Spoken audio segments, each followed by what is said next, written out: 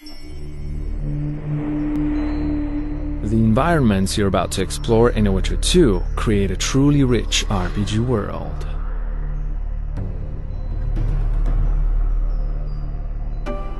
You might have already seen examples of how the communities you will visit are alive with activity.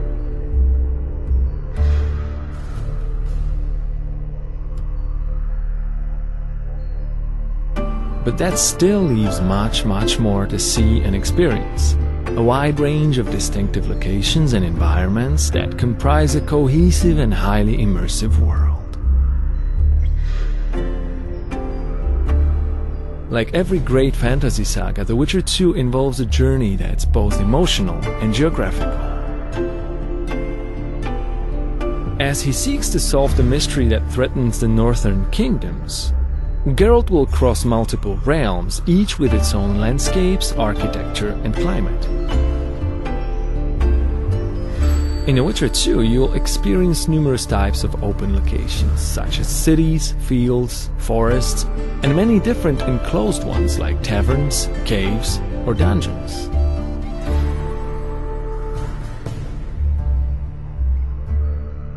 To hold players in the game world, every single place they can see has to look and feel exactly right.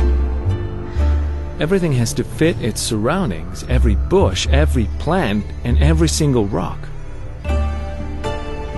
So, for example, before placing the trees in a particular location, we considered things like the terrain, the humidity, and the sun and wind conditions, and only then we could choose the proper types and decide exactly how each one should look.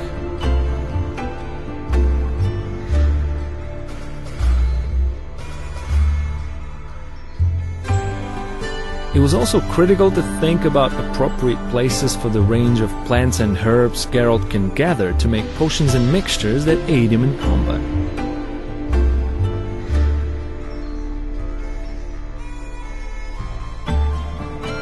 Similar demands arose for other locations like places of power and monster nests. Each one had to fit the area where it's found, as well as the gritty, dark feel of the world as a whole.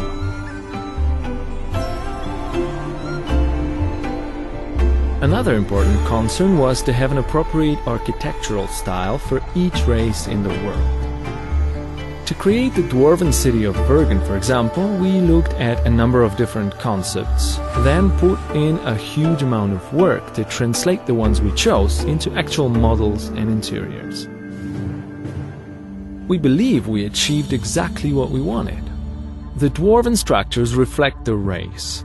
Rough and tumble on the outside, but warm, friendly, and comfortable inside. The environments in The Witcher 2 are also dynamic. They change according to the time and the weather. What's more, these changes aren't just visual, they affect the world. People work and shop during the day, sleep at night, eat at meal times, and visit the tavern and play dice during their leisure time.